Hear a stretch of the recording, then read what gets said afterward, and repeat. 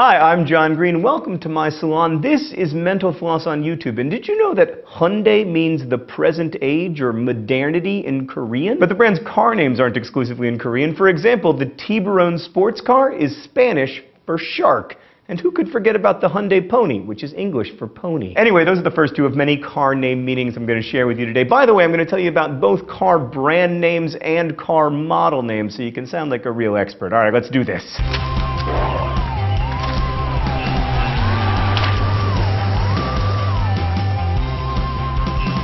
Volkswagen is German for people's car. In the 1930s, it was actually Hitler who commissioned Ferdinand Porsche, yes, that Porsche, to build the first Volkswagen, which we now know as the Beetle. Back then, it was called the Strength Through Joy car, but KDF was its German abbreviation. The KDF was a Nazi program, so after World War II, the car started to be called by its nickname, the Beetle, but it is formally known as the Volkswagen Type 1. How's that for catchy? While I'm talking about Volkswagen, by the way, in German, Passat means trade wind and Jetta means jet stream. Toyota was founded by a man named Sakichi Toyoda with a D, not a T. Why the later switch? Well, it's a little confusing since we're dealing with translations here, but a representative for the company explained that the change had to do with, quote, the number of strokes to write Toyota in Japanese, 8. And that's important because 8 is a lucky number in Japanese culture. Speaking of Toyota, since the Toyota Crown launched in 1955, Toyota has been using similar names for other cars, like the Corolla is named after a word for an ancient crown,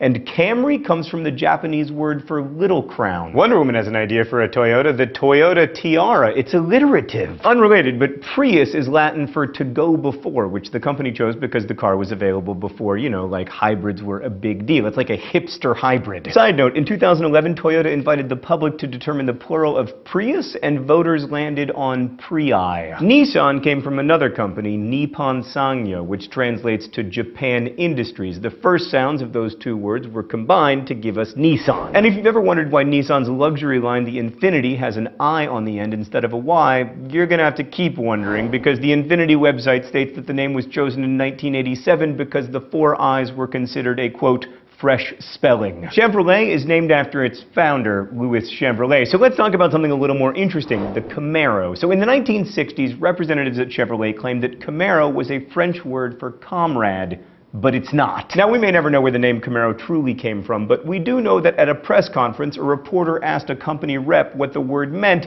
and the rep replied that a Camaro is, quote, a small, vicious animal that eats Mustangs.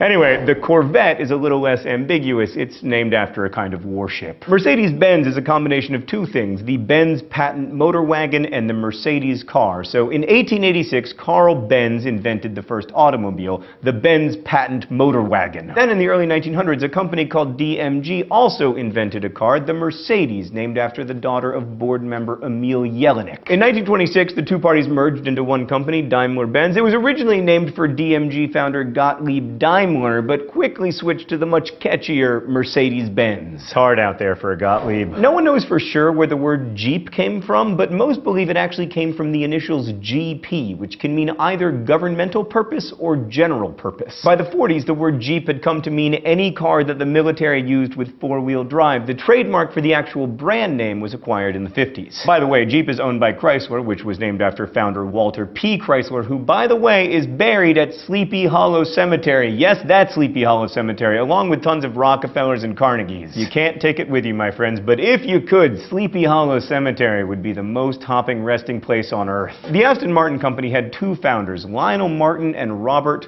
Bamford. So now you know where the Martin came from. As for the Aston, it's actually a reference to a place, Aston Hill in Buckinghamshire, England, where Lionel Martin used to race cars. It was these races that actually inspired Lionel and Robert to start building cars of their own in 1914 because, you know, they wanted to win the races. Miss Piggy must be driving an Aston Martin because she's beating that Fraggle in his carrot car. Another car company named after a place is Pontiac. The name actually dates back to the late 1800s when the Pontiac Spring and Wagon Works Company was doing great business in the city of Pontiac, Michigan. Now, of course, they're no longer in the wagon works business. they also no longer in the car business. In the early 1900s, August Horch was squeezed out of his own car company called Horch. It was like an Eduardo from The Social Network situation, or the real-life guy who that happened to with actual Facebook. Anyway, he ended up starting his own new car company, and this time, smartly, he didn't call it Horch, he called it Audi. But he still kind of named it after himself because the name Horch is similar to the German word for listen, so he picked a name meaning listen in Latin. Speaking of which, Volvo means I roll in Latin. Saab Group is a Swedish company that develops aircrafts, but in the 1940s they decided they wanted to get in the car business, which is why we now know them best as a car brand. But weirdly enough, the name Saab actually originates from the Swedish words for Swedish airplane company, Svenska Aeroplan AB, which is abbreviated to Saab. Basically, when you buy a Saab, you're buying a plane, a really unreliable plane. Sorry, Saab.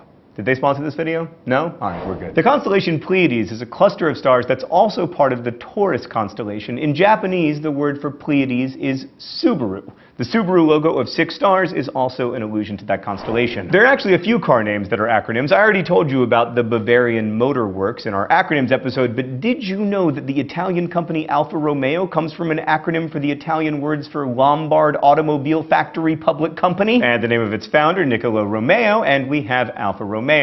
Fiat now owns that company, which is also an Italian acronym, meaning Italian Automobile Factory of Turin. Now, of course, we all know who Henry Ford is, innovator, captain of industry, virulent anti-Semite, but I'm going to finish up with a few other brands named after people. We have founders like Soichiro Honda, David Buick, Ferruccio Lamborghini, and of course, Enzo Ferrari. And then there are the combinations of names. Frederick Henry Royce and Charles Stuart Rolls gave us the Rolls-Royce.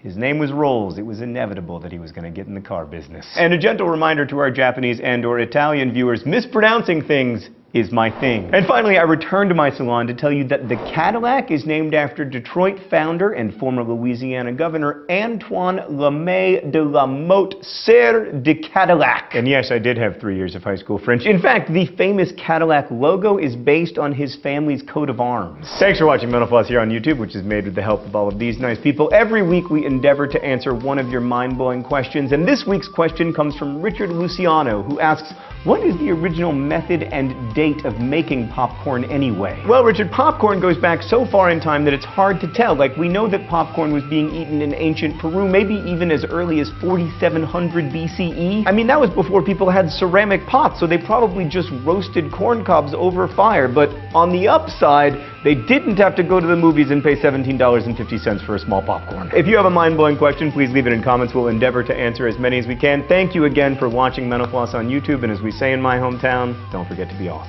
Oh, P.S. Me from the future here. Fire, are you seriously buffering? Anyway, today's video is brought to you by Audible.com, a site that allows you to download audiobooks of your favorite books anytime you want. And if you go to audible.com/mentalfloss now, you can get an audiobook for free, including one of my books, like The Fault in Our Stars, soon to be a major motion picture, not to brag. You can find that link below, and thanks again to Audible for making this video possible.